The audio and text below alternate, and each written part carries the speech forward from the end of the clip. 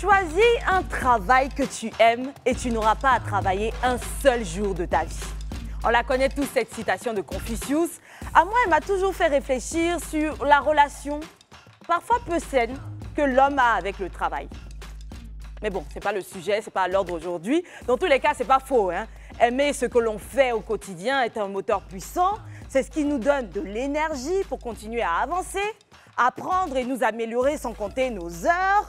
En tout cas, ça aide grandement. Du coup, nous ici sur le plateau, nous vous souhaitons d'aimer le domaine dans lequel vous exercez et aussi nous vous souhaitons la bienvenue dans le club.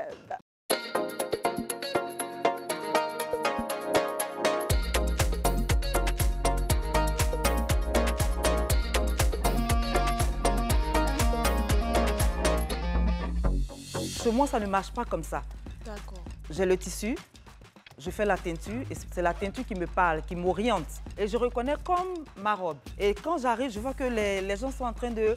Mais il y a eu une agitation. Ah oui, oui. Tout à fait. Donc, ils ont enlevé la robe tout de suite et changé tout ça. Et j'appelle, excusez-moi, qu'on le prenne ou pas, moi je l'appelle ma pionnière de l'indigo. Parce qu'après elle, là, les gens, c'est ce que je leur ai dit, mais tu fais quoi même? Tu sais, Niki, moi je me dis que dans la vie, chacun a une ou plusieurs vocations qui lui sont dédiées. Effectivement. Des activités qui sont faites pour son tempérament, sur mesure, dans lesquelles il se sentira forcément bien, une fois bien sûr qu'il a réussi à les identifier, ou l'identifier s'il s'agit d'une seule activité. C'est surtout là une activité dans laquelle le succès lui est presque assuré, garanti. Bon, puisqu'on parle de sa vocation, bien sûr s'il s'y investit. Je me suis longtemps posé la question de savoir à mon niveau, de connaître mes vocations. J'ose ne pas me tromper. Je pense que l'animation télé et de cérémonies en font partie. Franchement, Oui. j'espère que ça fait partie de tout ça là. Et là, tu vois, j'ai l'impression qu'il y a d'autres vocations qui me sont dédiées, mais je ne les ai pas encore identifiées. J'espère que je finirai par les côtoyer, s'il plaît à Dieu. Mais j'ai envie de savoir ton état d'esprit par rapport à la chose. Par rapport à la situation, moi je pense que tu ferais une bonne maman. Oui, une super maman. Merci. Et puis j'ai entendu dire quelque part là-bas que tu es l'une des meilleures animatrices de ta génération, pardon. Je chante des rappeurs, mais dans cette génération. Peut-être que tu as inventé Non, l'information. il n'a pas inventé, il a vu ça quelque Non, part. mais je ne parlais pas de moi. Je veux dire ton état d'esprit à toi, ta vision par rapport Ma à la vision, vocation.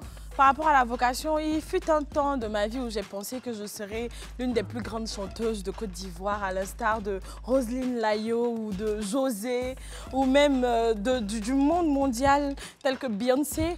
Après, je me suis dit peut-être que je serais la geek voilà, de la Côte d'Ivoire qui va créer un ordinateur qui va sortir du lot. Et puis après, je me suis lancée dans la mode ainsi de suite jusqu'à l'animation. Donc, Tu sais, tout le monde a tâtonné. Hein. Bon, alors moi, tu parles de la dernière en date. J'espère que l'animation télé, d'ailleurs, je pense que toi aussi, tu es faite pour la chose. Oui, mais franchement. tout le monde est passé par plusieurs rêves en espérant que ça va marcher et tout.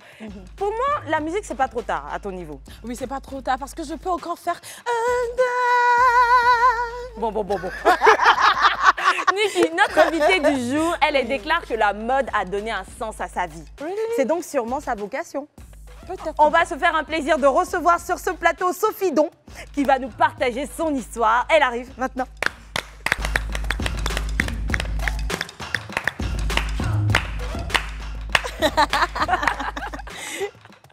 Waouh!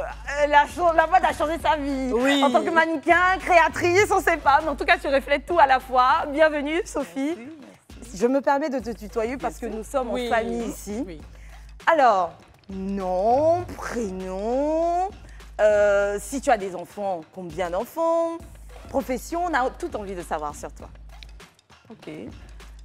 Bonsoir, je m'appelle Sophie Don. Je suis mère de 4 enfants. Oh. D'accord. Alors, professionnellement, aujourd'hui, je suis styliste. D'accord. Mais j'ai été banquier d'abord dans une vie précédente pendant 13 ans. Waouh.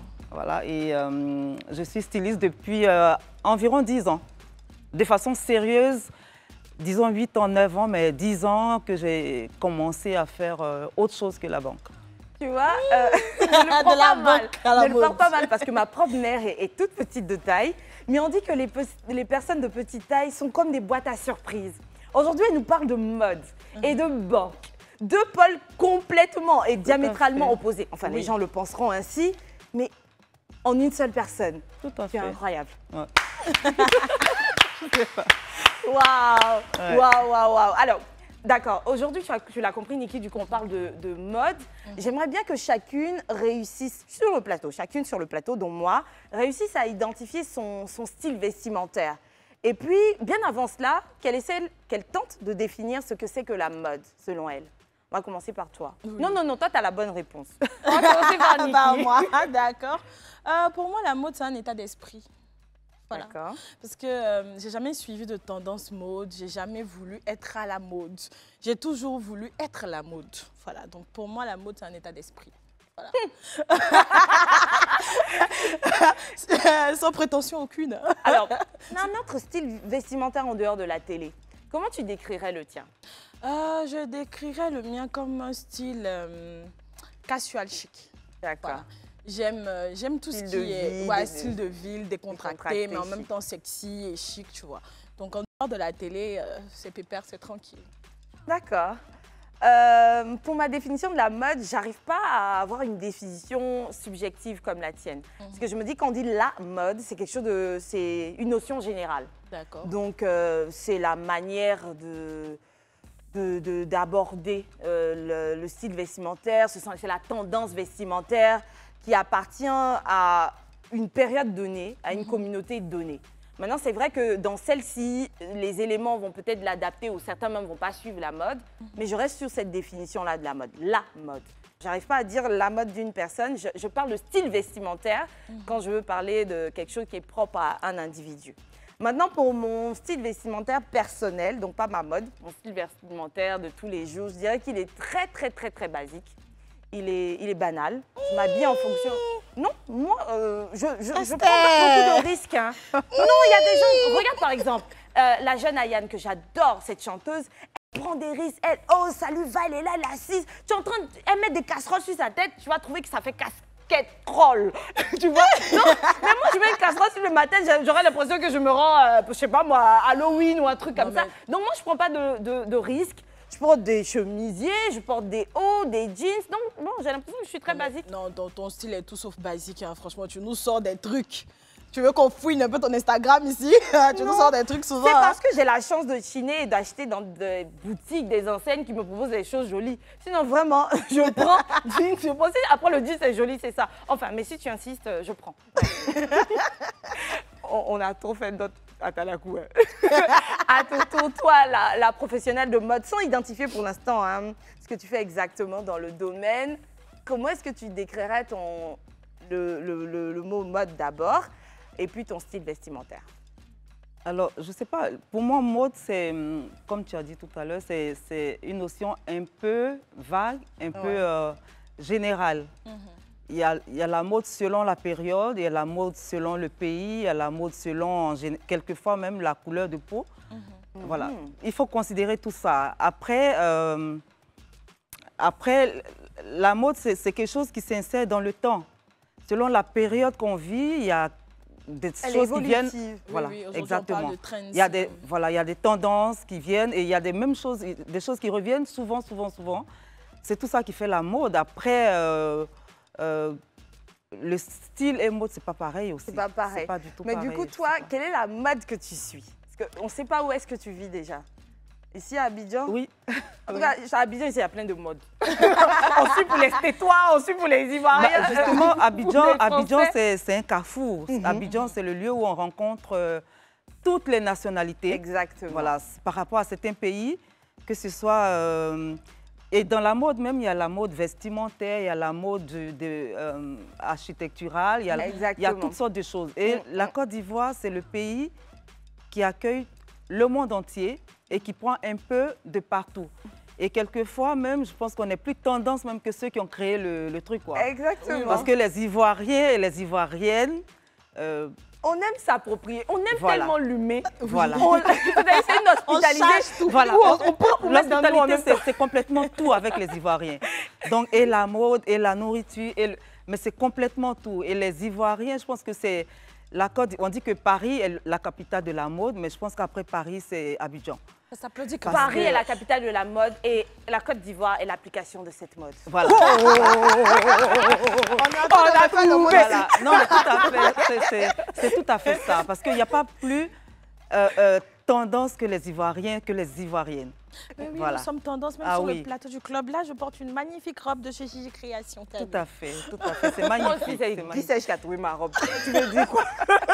Alors, voilà. Non, on revient à toi. On parle de mode vestimentaire. Qu'est-ce que tu abordes au fil des journées, au quotidien?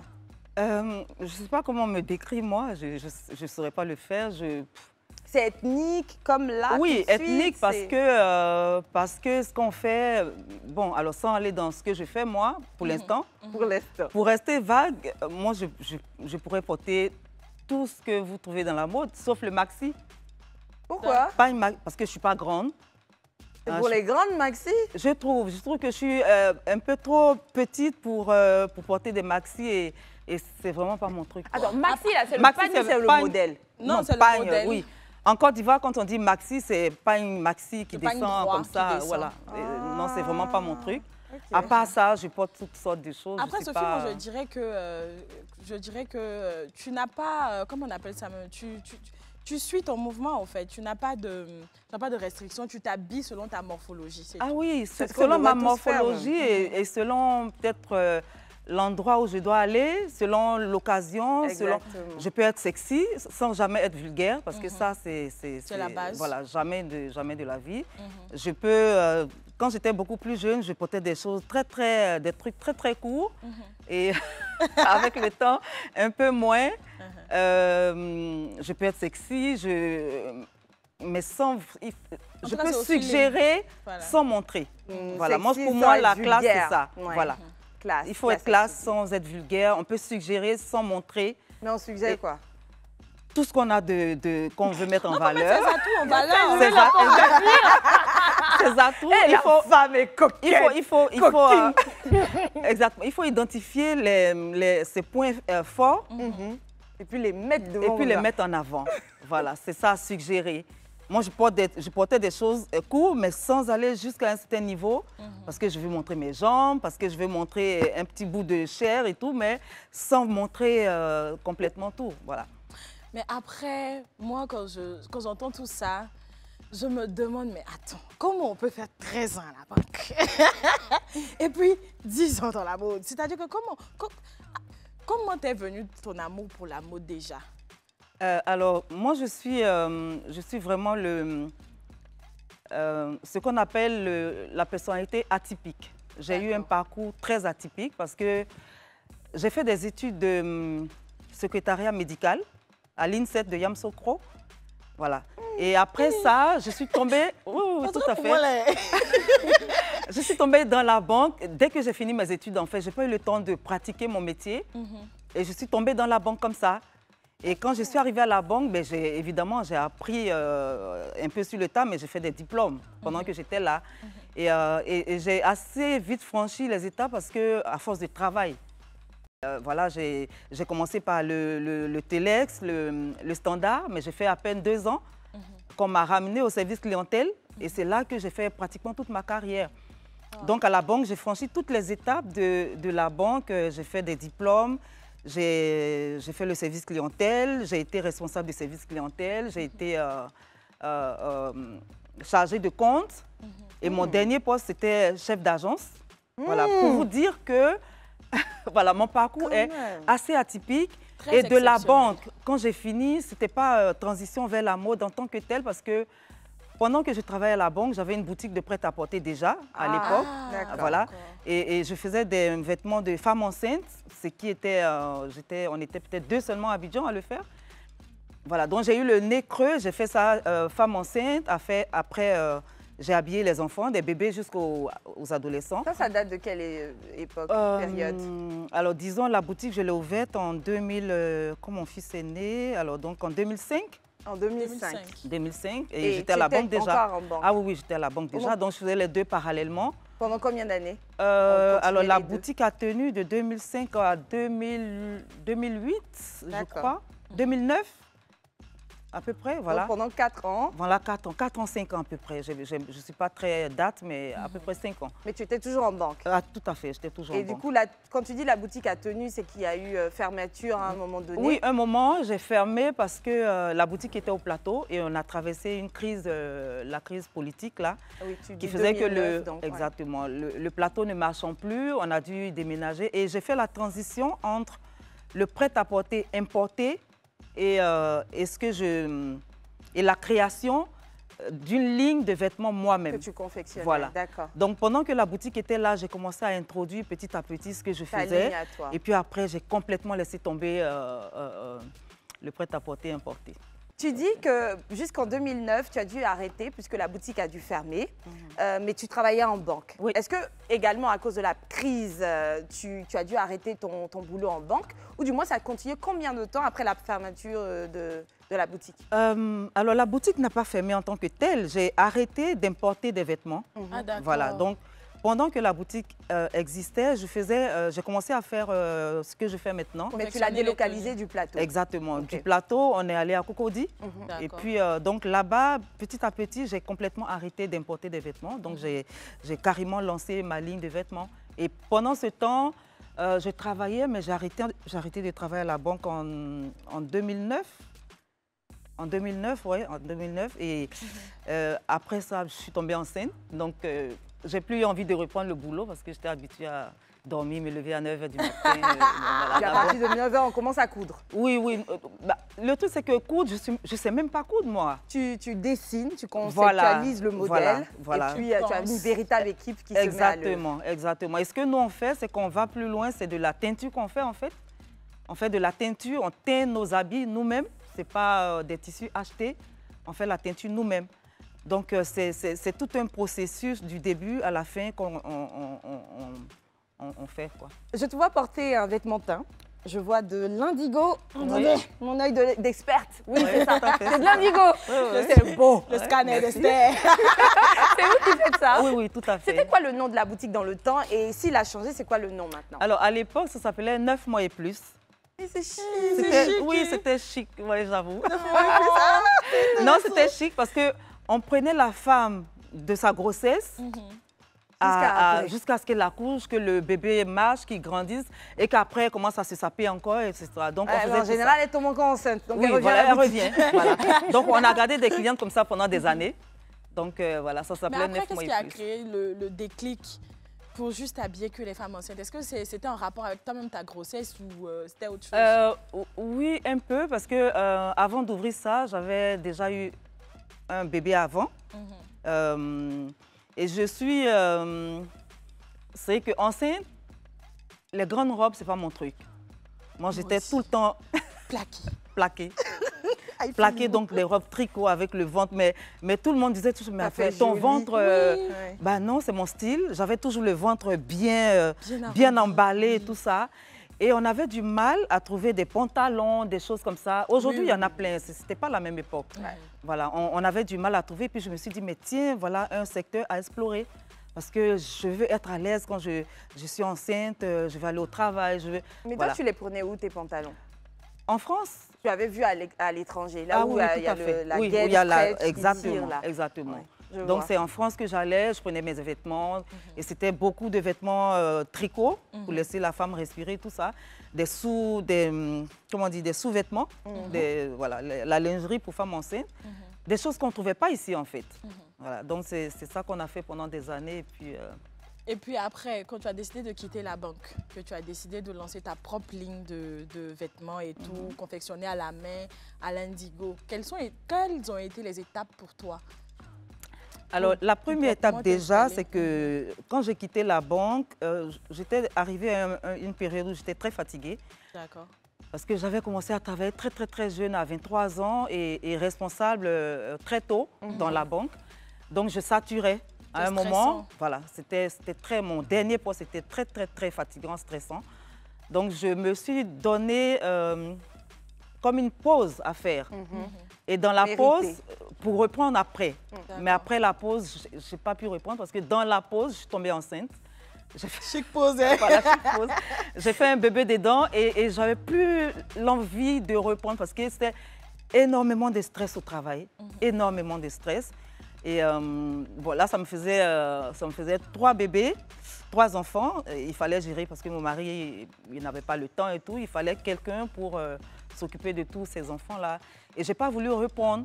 Et ce que j'ai fait, c'est que à un moment, c'est par des nappes que j'ai commencé, en fait, le linge de maison. D'accord. Voilà, je faisais teindre des tissus et tout ça parce que j'avais ça en tête. Et à un moment, je me suis dit, mais attends, pourquoi ne pas faire des vêtements avec ça? Parce qu'à l'époque, les habits indigo, il n'y en avait pas. C'était les boubous qu'on achète à Djamé, que toutes les femmes ont d'ailleurs à la maison. On va l'expliquer cette histoire avec l'indigo Si, tout à l'heure. Je propose. Alors, du coup, on voit quelqu'un qui a su utiliser, je ne sais pas moi, les lacunes de son environnement, créer une demande même, Oui. et puis répondre à ce besoin-là tout de suite. Elle est ingénieuse, notre invitée. On va aller pour la pause, les amis, puis on revient tout de suite. La polyvalence de notre invitée du jour me stupéfait.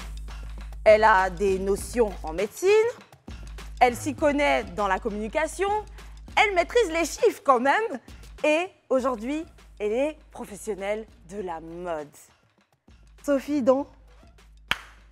Nous avons avec nous sur ce plateau Sophie Don qui nous raconte son histoire. Elle nous dit que la mode a donné un sens à sa vie. Et parce qu'on a une invitée spéciale, on a décidé également de trouver une manière, je ne sais pas moi, de vous magnifier. C'est ça le mot? Oui, c'est ça, c'est ça. On a une amie en fait à vous qui va nous rejoindre sur ce plateau. C'est une personne qui, semblerait-il, compte pour vous. Vous comptez pour elle également. Vous évoluez dans le même domaine et elle va nous rejoindre pour qu'ensemble, vous puissiez nous expliquer un peu le raffinement de la mode.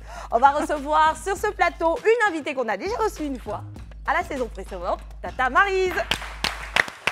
Oula! Hey! Dieu! Attends, c'est quoi le vibe? Les choses des Américains. Tata Maryse.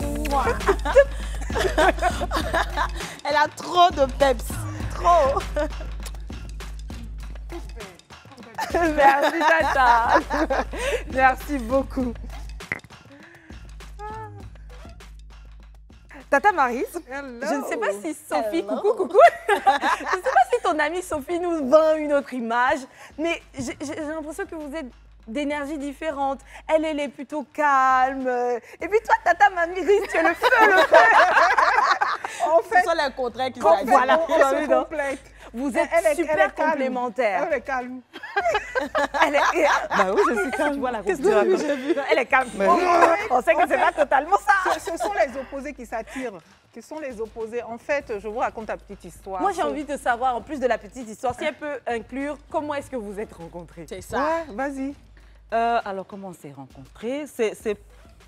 C'est quelqu'un, une amie en commun, justement, qui nous a mis en contact. Ouais. Voilà. Marie-Catherine Kouassi. Marie-Catherine Kouassi. Oh, Voilà, je l'adore, exactement. cette date. Exactement. C'est C'est elle qui Qui nous devait a être avec moi aujourd'hui, mais qui a voyagé, s'est excusée. Voilà. On voulait la surprendre. À toutes les deux. Ouais. Voilà. Et justement, elle a dit, ah, mais tiens, je connais quelqu'un avec qui tu vas t'entendre. Voilà, et c'est comme ça que c'est parti. On a fait des demandes d'amis sur Facebook, etc. Et on s'est rendu compte qu'on vient de la même région, Exactement. les deux parents sont de la même profession, Exactement. on grandit dans la même région, etc. Ignoment. Donc, Vous voyez que c'est le destin. C'est en apparence qu'elles sont différentes parce que Tata Marie-Catherine a su voir, je sais pas moi, une possible amitié qui pourrait naître entre elles. Soit dit en passant, Niki, cette dame, nous qui sommes assis sur ce plateau, c'est un véritable rôle modèle qu'elle devrait représenter pour nous. Oui. Le verbe, l'aisance, les mots là. Comment on essaie de le faire aujourd'hui là? Elle fait partie de celles qui ont créé ça. Hein? Ouais. Donnez-nous notre moment, on va l'applaudir. Cette magnifique dame du secteur de la communication qui a bien évolué dans la radio, dans son temps. En tout cas, moi, quand j'ai commencé dans ce domaine-là, j'ai dit c'est qui je dois suivre sur Internet. Et ça, elle a cherché en même temps. Je lui ai écrit un petit message et d'ailleurs, elle a répondu gentiment. Donc, cette amitié, elle a commencé. Elle a évolué avec le temps. Mais est-ce que Tata Catherine, Tata Maryse, tu étais déjà dans la mode? qu'est-ce qui s'est passé? Est-ce que toutes les deux, vous exerciez déjà dans la mode lorsque vous vous êtes rencontrées? Oui, oui. On exerçait, et en fait, ce qui se passe en ce moment, c'est qu'on échange, on se complète, on collabore. D'accord. Donc, elle m'a dit, écoute, la Cis, on est fraternelle maintenant, hein, c'est ma sœur. Elle m'a dit, écoute, ma Cis, j'ai besoin de toi pour ma direction artistique. Ce que je ne fais jamais, d'ailleurs, elle sait. Je n'aime pas faire ça, à part faire les trucs pour la télé et tout. Je lui ai dit qu'il n'y a pas de souci. Et elle arrivait, elle me dit, mais pourquoi on est tout... On a beaucoup de choses en commun, très, très artistiques. Très, très artistiques. Vous avez la même vision. On a la même vision de l'art et tout. Elle me fait confiance dans certains trucs. Et moi aussi, des principes surtout, des principes. Beaucoup de principes. Et elle connaît mon côté un peu... tout le monde connaît Guy Serre, tout le monde connaît mon côté un peu truc. Et je l'applique sur... C'est pas quelque chose que je fais exprès. Je dis, c'est ça, c'est ça, c'est ça. Voilà. Où on travaille dans la droiture, dans l'organisation. Et voilà. Donc, pour les 10 ans de carrière de Ligne Indigo, on est en pleine préparation d'un défilé. OK, pour cette célébration-là. Parlons de Ligne Indigo. Voilà. C'est quoi ton histoire avec l'Indigo? Alors, mon histoire, c'est l'Indigo qui est, comment on dit, qui est dans ma vie depuis toujours. Parce que j'ai grandi à Agnaman et je suis arrivée à Agnaman quand j'avais 5 ans. Okay. Voilà, mes parents se sont installés là-bas. Et alors, Agnaman, c'est la ville de la cola et de l'indigo. Donc, entre les deux, j'ai choisi l'indigo au lieu de la cola. Donc, c'est quelque chose qui a bercé toute mon enfance. C'est que partout à Agnaman, c'est beaucoup moins maintenant, mais avant, mais à tous les coins de rue, tu as des teinturières. Donc, les odeurs, les couleurs que j'ai traversées toute mon enfance, c'est ça qui m'a servi aujourd'hui. C'est que j'ai gardé ça dans mon subconscient. Et je me souviens quand j'avais la boutique, c'est un monsieur, un de mes clients de la banque justement, que j'avais invité à ma boutique justement. Et quand il est venu, il dit « Ah, mais c'est vrai, c'est très beau ce que vous faites et tout. Femme enceinte, tout ça, c'est bien, mais il y a beaucoup trop de choses comme ça maintenant. Les prêt-à-porter, tout ça. Il faut trouver quelque chose qui soit différent. Et je ne sais pas pourquoi, cette phrase-là ne m'a pas quittée en fait. Et même pas 2 ans après, je me suis dit, mais tiens, j'ai quelque chose qui est en moi depuis toujours, depuis mon enfance, parce que les couleurs, les odeurs, je les ai en moi. Jusqu'à aujourd'hui, c'est que je suis là, moi j'ai les odeurs d'indigo dans ma tête. Voilà, ça ne m'a jamais quittée. Et puis voilà, quand j'ai décidé de ne plus reprendre le travail, c'est à ça que j'ai pensé tout de suite. Parce que je pourrais continuer dans le prêt-à-porter importé, mais non. Je voulais quelque chose de différent de ce qui se passe sur le marché. Et c'est l'époque où l'ethnique était en plein boom, mais avec le pagne wax. Donc pratiquement tout le monde faisait ça. Je me suis dit non, je ne vais pas encore retomber dans les mêmes choses. Je vais faire différemment des autres. Et je pense que je n'ai pas eu tort de le faire, quoi. Et comment on fait différemment des autres? C'est quoi le processus de création? C'est-à-dire, comment est-ce que les pagnes sont tissées après? Comment est-ce que vous les retravaillez? C'est quoi la direction artistique même après, quand on a le produit fini? Comment on accessoirise tout ça? Moi, je veux tout savoir. OK. Alors, le plus difficile avec ce que nous on fait, c'est qu'on ne prend pas le paille tout fait pour confectionner. Comme le wax, etc. etc. C'est le tissu basique que nous on prend qui n'est pas teint. D'accord. Et nous, on fait la teinture. Et on le fait blanc? Tissu blanc ou jaune, ou tout ce que vous voulez, mais uni. D'accord. Voilà. Donc, nous, on fait la teinture, c'est-à-dire ce n'est pas les industries qui font nos teintures, on le fait nous-mêmes. On a un atelier de teinture, on fait la teinture nous-mêmes. Donc, le processus, c'est ça. Avoir le tissu basique, faire la teinture et après confectionner. D'accord. Alors, le plus difficile pour nous, c'est les autres, par exemple, le pagne que vous avez. Moi, j'achète le pagne, je sais que je vais faire tel modèle. Mais chez moi, ça ne marche pas comme ça. D'accord. J'ai le tissu, je fais la teinture et c'est la teinture qui me parle, qui m'oriente. D'ailleurs, elle oriente comment? Parce que quand on voit l'indigo, tableau, en fait. Voilà, on a l'impression que quelqu'un a versé quelque chose et puis c'est laissé porter. Exactement. Comment ça se passe, la teinture de Alors justement, la teinture, c'est...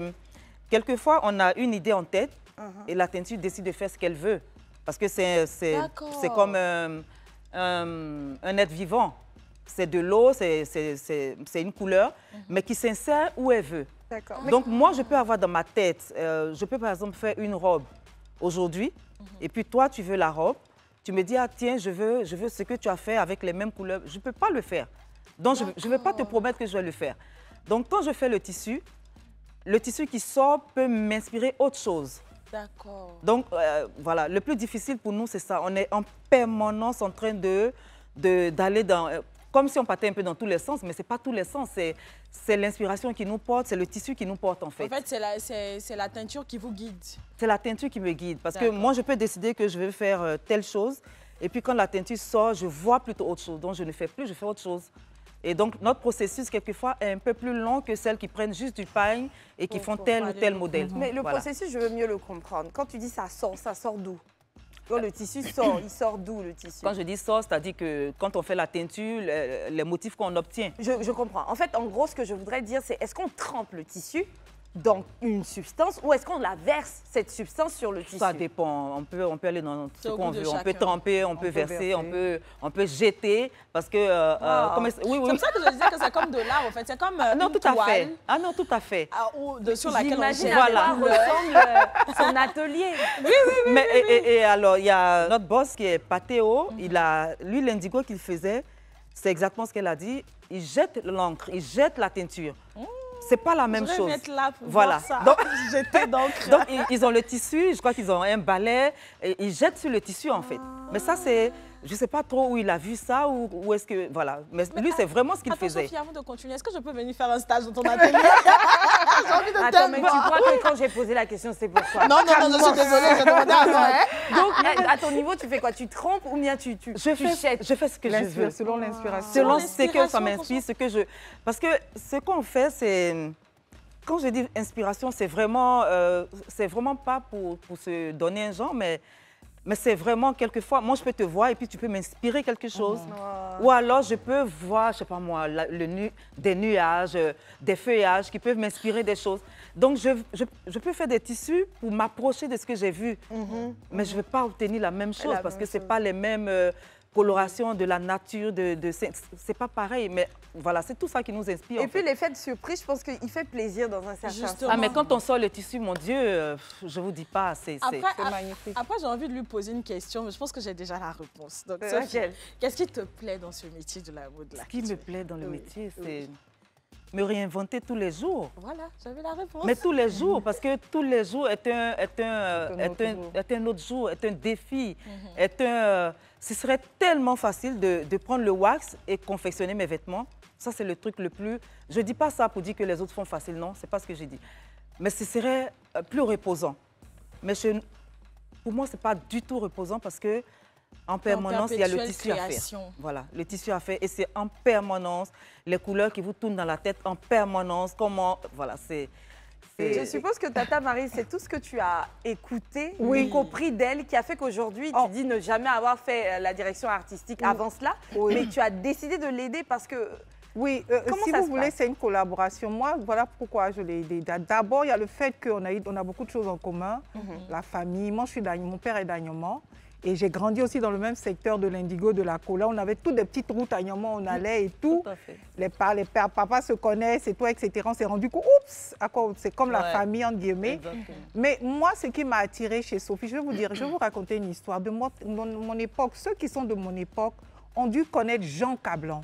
Si tu demandes à Mémé, elle va te dire, rester à ta Mémé, elle te dira, Jean Cablan était le créateur ivoirien qui avait mis en exergue l'indigo. Quand on était plus jeune, on avait des robes, des jupettes, enveloppes, les t-shirts en indigo, que les gens... Mais c'était Jean Cablan qui était à Trècheville. Paix à son âme, tonton Jean. J'ai fait des recherches et je l'appelle l'héritière de Jean Cablan parce qu'aujourd'hui, on ne trouve rien sur lui. C'est dommage. Je voulais dire à Simone, l'ancien appel à Simone, à ses enfants qui sont comme des cousins et des frères avec qui j'ai grandi, à Simone, à Jeannot.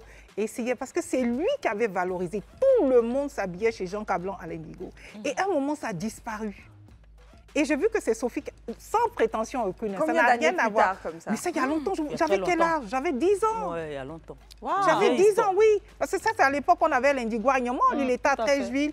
Jean Cablan, il faisait des trucs et puis après, ça a disparu. Quand je venais, moi, bon, après les stages, je dis, mais pourquoi on ne trouve plus ces t-shirts? Je sais que Patéo en faisait, mais ça c'est différent. C'était une petite chemise en lin. Mais les robes en indigo, les grandes robes, les grandes jupes. Où l'indigo s'exprime. Voilà, notre indigo traditionnel, là. Notre indigo traditionnel sans copie. Parce qu'aujourd'hui, on les trouve partout, ça n'a rien à voir. Hein. Que la Côte d'Ivoire faisait, qu'on voyait à Niamant, que Jean Cablan faisait, j'ai retrouvé ça et je lui dis ça toujours.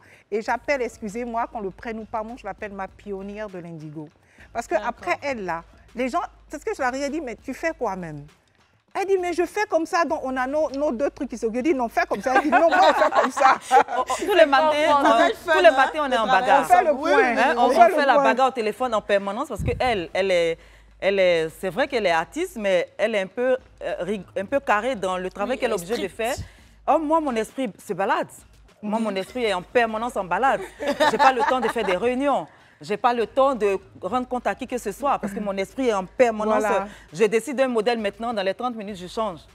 Voilà. Donc, ah, d'accord. Voilà. Donc, il faut qu'elle soit là pour me cadrer un peu. Donc, tous les matins, on se bagarre. Et puis après, on se dit, oh, mais tu sais, je t'aime. Et puis bon, non. Je remarque aussi que la mode est féminine. D'ailleurs, même, c'est un nom féminin. Tu vois, Papa Patéo faisait son indigo un peu. Les hommes portaient. Oui. Quand une femme vient, elle utilise l'indigo. Elle est pionnière. Ils le font aussi. C'est ça. C'est ça. Mais vraiment, on est très fiers de toi, Sophie. Papa Patéo, lui, il fait son indigo en lin, il fait petite chemise. Donc, on fait tout. Dit là? Non, on fait tout. C'est comme la femme bourreau au marché, non? Quand elle vient là, quand elle s'assoit là, tu dois acheter sa graine, tu n'achètes pas pour à côté là. C'est ça. Tu prends, fais tout, tu payes. La femme là, c'est la femme. Nous sommes des pionniers. C'est pour nous, d'après toi-même. C'est notre moment. Voilà. On attend le truc. Cette année, c'est quoi l'année de la jeunesse, non? Oui, c'est on attend l'année de la femme. Ah, ça a chauffé. On va nous donner. Moi, mais je suis famille, il ne faut pas m'admettre. Ils n'ont qu'à nous donner. Ni de la femme. On attend l'année de la femme. Ça sera chic, hein? Tout sera pour nous. Ça sera chic, hein? Les femmes vont se rebeller. On a qu'à partager. On est déjà... Le semestre de la femme suivi du semestre de l'homme dans une année. On veut tout. On veut tout. Parce qu'on a beaucoup à prouver. On prouve déjà, mais on en a beaucoup. On a beaucoup à prouver. Le secteur de la mode. Moi, j'ai envie qu'on en parle. C'est vrai que toi, aujourd'hui, tu viens d'apporter ta touche. Beaucoup de créativité. Mais quand on a un regard général, ça, c'est une question pour toutes les deux. Quel est votre regard par rapport au secteur de la mode ici en Côte d'Ivoire? Quand on parle d'évolution, de créativité des acteurs de la mode. Bon, moi je pense que ça évolue. Ça évolue à petits pas. Mais j'ai bien aimé le fait que le gouvernement s'est vraiment impliqué en donnant tous ces prix. Ça fait plaisir déjà parce que ça inclut la mode et tout.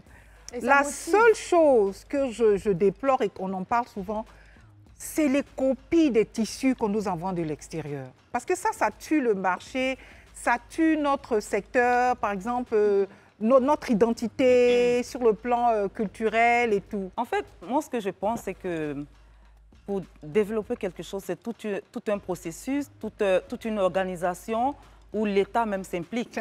Oui. Parce que si, par exemple, là, on parle de teinture, mais la teinture, ça se fait un peu partout dans le monde. Hein. Il y a ce qu'on fait en Afrique, mais même en Asie, il y a la teinture qui se fait aussi de façon manuelle, donc en petite quantité. Mais la différence, c'est que les Asiatiques, comme vous les connaissez, ils savent tout copier. Ce qu'on fait à la main, moi, je leur donne ça, ils peuvent me copier ça en 10 000 mètres si je veux. Vous comprenez? Parce qu'ils ont des machines, tout ça. Nous, on reste encore dans l'artisanat.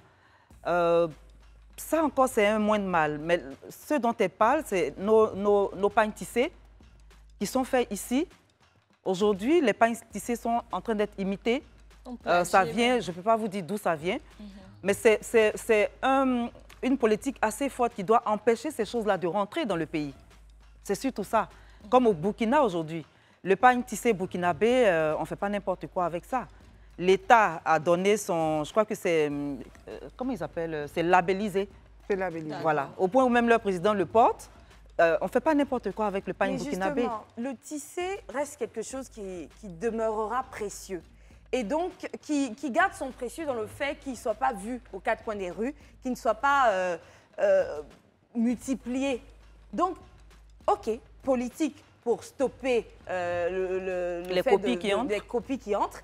Mais en interne, est-ce qu'on ne gagnerait pas nous-mêmes, excusez-moi de le dire comme ça, à copier ici? Parce qu'il y a toujours des gens qui ont bien envie de le porter, mais qui ne peuvent pas tous le procurer, se le permettre. D'accord? Il y a des industries qui ont besoin d'avoir ce pagne-là en grande quantité. Ils ont envie de ces motifs sans utiliser le précieux. Mais ça se fait déjà. Donc, on doit copier ici. Mais ça se fait. Quelqu'un, quand il va dans une boutique, il dit j'aimerais l'imprimer du pagne X. J'aimerais le pagne X. On sait que l'imprimé, c'est 2500 et le pagne X, c'est 10 000. Donc, je veux dire, c'est vrai que plagiat ou copie-copie, c'est pas bien. C'est pas bien. Mais dans ce sens-là, ce ne serait pas vu comme ça parce que c'est légitimement qu'on dit on t'offre le tissu imprimé d'eux et le pagne lui-même. Du moment où c'est local, on se porterait mieux. Est-ce que c'est juste ou non? Mon combat ou mes réflexions ne vont même pas dans ce sens. Moi, ma réflexion va dans le sens où peut-être que nous, Ligne Indigo, on imprime nos tissus à la main, nous-mêmes.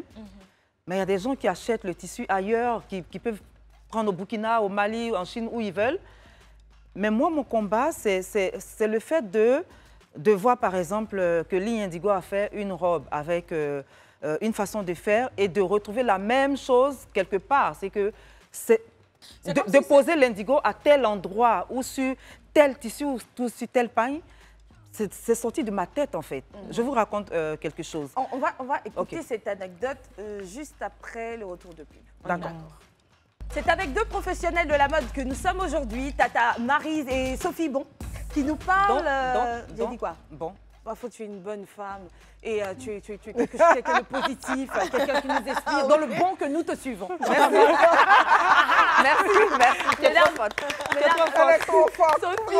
et Tata Maryse sont avec nous sur ce plateau. Elles nous parlent de leur amour pour la mode et même que celui-ci a changé leur vie positivement. Vous vous apprêtez à nous expliquer une anecdote. Racontez une anecdote. Alors, l'anecdote, c'est qu'un jour, je sors, je tombe sur une boutique. Et il se trouve que je partais chez mon esthéticienne juste à côté de la boutique. Et il y a tout de suite une image, un mannequin dans la vitrine qui attire mon attention tout de suite. Et je reconnais comme ma robe, quelque chose que j'ai fait peut-être 1 an avant. Donc je descends et puis je fonce dans la boutique tout de suite. Et quand j'arrive, je vois que les gens sont en train de... Mais il y a eu une agitation autour du fameux mannequin qui a disparu de la vitrine rapidement. Oui, tout à fait. Donc, ils ont enlevé la robe tout de suite et changé tout ça. Je dis, tiens, je veux voir ce que vous faites et tout. Et puis, je suis là, je regarde. Je dis, mais il y avait un mannequin là tout à l'heure, la tenue qui est sur le mannequin là. Donc, la pauvre fille, elle ne savait pas trop quoi faire. Et moi, je continue de regarder. Et puis, il y a la patronne, je pense, qui descend. Ah, Madame Don. Je dis, tiens, on se connaît? Ah oui, je suis une de vos clientes, tout ça. Je dis, très bien. Voilà, je dis, mais très bien. Ah non, mais il y a tel modèle, par exemple, que j'ai acheté chez vous, etc., etc. Je dis, mais c'est bien. Je dis, mais la robe que vous venez d'enlever, vous savez que c'est mon modèle. Comment ça?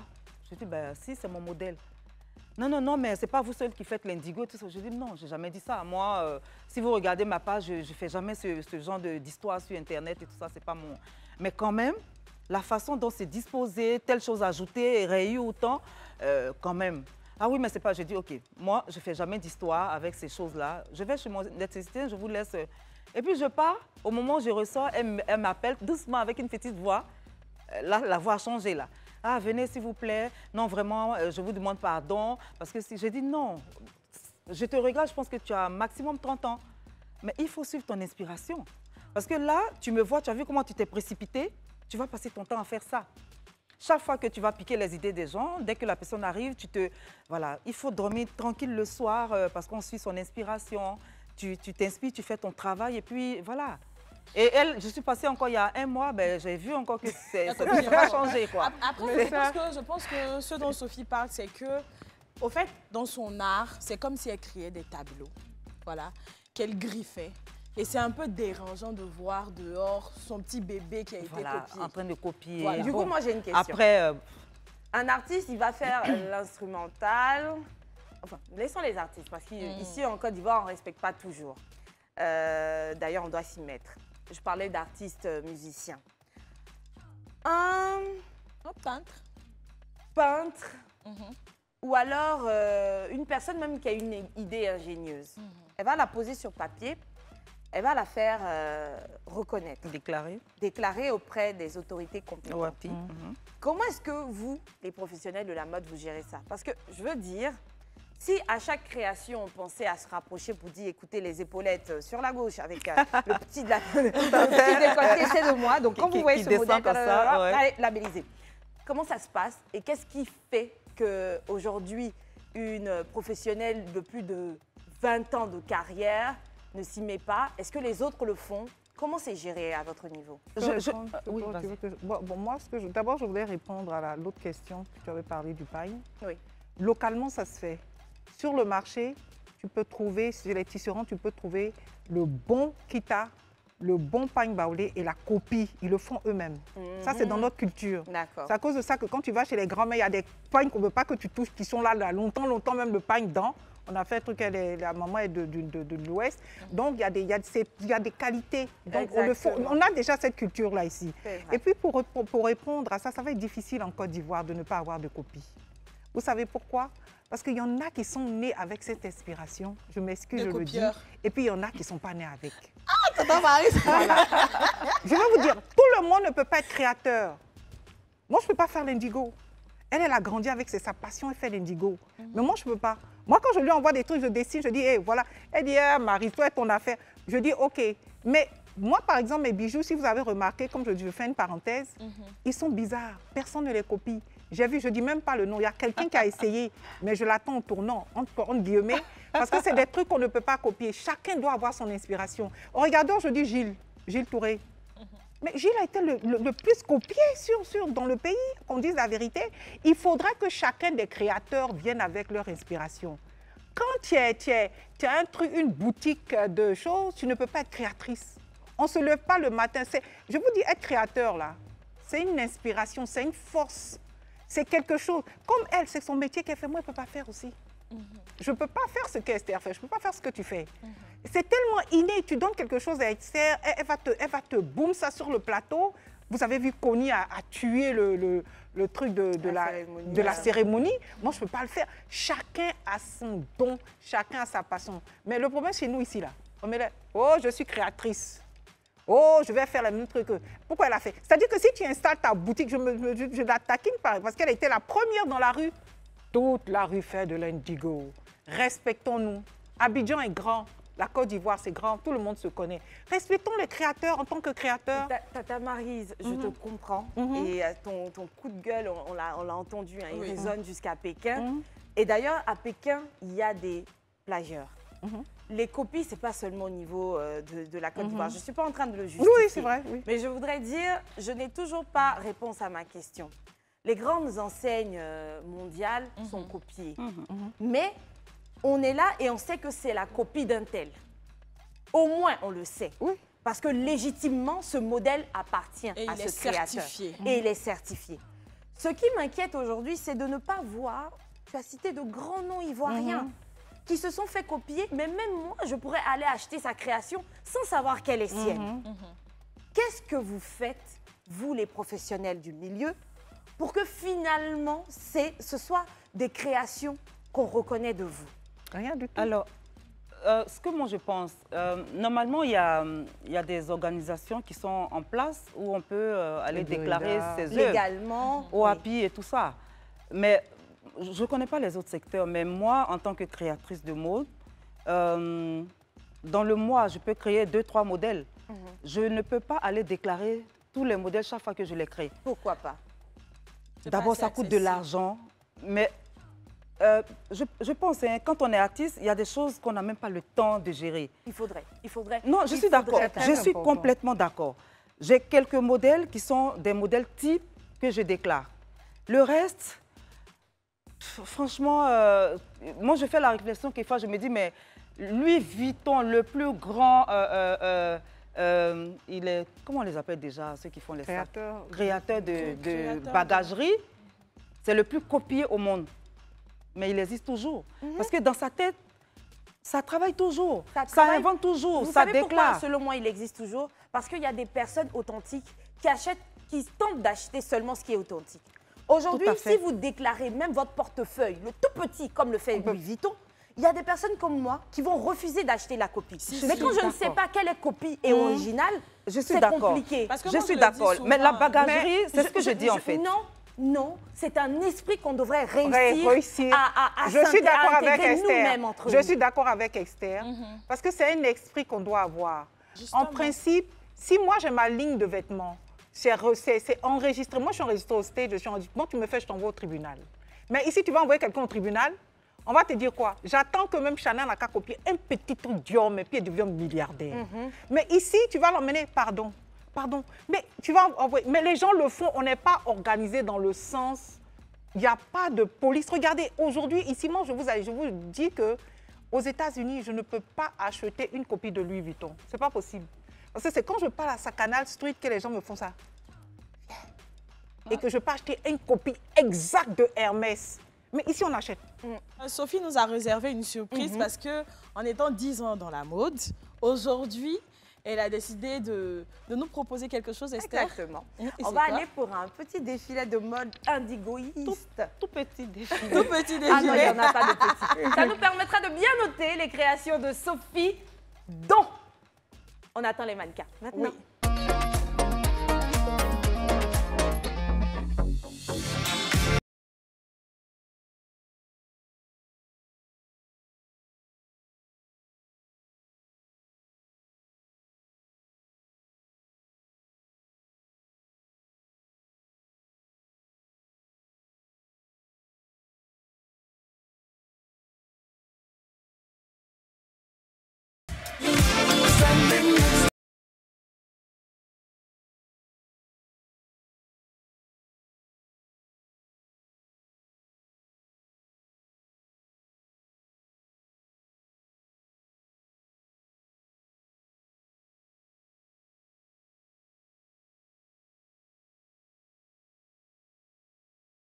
On ne pourrait vraiment pas deviner qu'une matière indigo puisse faire des vêtements qui font même limite mariage. Tu vois, je sais pas là, on pourrait se marier avec ça si c'est du blanc avec un petit touche. Bravo à vous pour ces créations, c'est tellement beau. Waouh. Tout à l'heure, je me trompais parce que je parlais de 20 ans de carrière, mais c'est 10 belles années. 10 ans. Et là, on va les célébrer bientôt. Oui. Qu'est-ce qui va se passer au programme? Alors, pour les 10 ans, parce que... alors, 10 ans, c'est en gros. Hein, depuis le jour où j'ai eu l'idée et professionnalisé, disons 8 ans, 9 ans. Mais 10 ans depuis que j'ai... Voilà, donc on a décidé de célébrer ça tranquillement avec la collaboration de Maryse, bien sûr, qui dirige de main de maître les opérations. Tata Maryse, très très forte. Je connais en plus. Ah oui. Alors donc, on va faire vraiment quelque chose, je pense que les gens n'ont pas encore vu, dans la simplicité, mais dans l'authenticité, parce qu'on a décidé même de collaborer avec des étudiants en art. D'accord. Donc, c'est tout un ensemble de choses qu'on est en train de faire. Le clou de l'événement, c'est le 9 décembre. C'est un défilé qu'on va faire, qu'on organise nous-mêmes. D'accord. Et toute la semaine précédente, ça sera un petit... des ateliers, non, pas des ateliers, oui, enfin à la boutique, il y aura un petit show qui va se faire pendant toute cette semaine-là, avec des remises. Est-ce qu'il y aura des réductions pour nous? Oui, bien sûr, mais c'est ça justement. Parce que c'est bien, on célèbre, mais les gens qui nous ont toujours accompagnés depuis 10 ans, il faut faire un geste envers eux. Donc, on va faire des remises. Voilà. Voyez-vous comme c'est beau lorsque vous trouvez votre vocation. Ben voilà, Sophie, dont elle l'a trouvée. Elle exerce dans le milieu de la mode avec de belles créations. Rendez-vous la période de décembre jusqu'au 9 avec elle pour célébrer ses 10 ans de carrière. Et en attendant, nous, on va vous laisser. C'était le club aujourd'hui. On a nos invitations à récupérer. Au revoir, merci. Alors, Damienne, mon invitation. Ah, ben écoute... c'est un grand plaisir d'être à l'émission Le Club aujourd'hui. Oui, un grand plaisir pour moi aussi. Oui, on a aimé avec les talentueuses jeunes dames. On a pu explorer tous les compartiments du secteur de la mode et tout ce qui se pratique en Côte d'Ivoire. Voilà. Qui reste un sujet vaste. Un sujet vaste. On a parlé de même pas le tiers de ce sujet, oui. Donc, on va revenir. Voilà. Et c'est toujours un plaisir d'être avec les CP du club qui font un excellent talent dans tous les domaines. Oui. Voilà. Et voilà. Donc, nous, tout ce qu'on peut vous dire, c'est de vous inviter à la célébration de nos 10 ans pour notre défilé de mode qui est dirigé de main par Maryse. Et on vous promet des petites surprises. Voilà. On va sortir un peu des sentiers battus de Ligne Indigo habituellement. Vous allez voir des choses un peu différentes. Et tu peux donner le numéro auquel on peut nous contacter Oui, dis ton numéro. OK, 07 57 63 74 36 en WhatsApp. Si vous avez besoin d'informations, on vous envoie une invitation right away.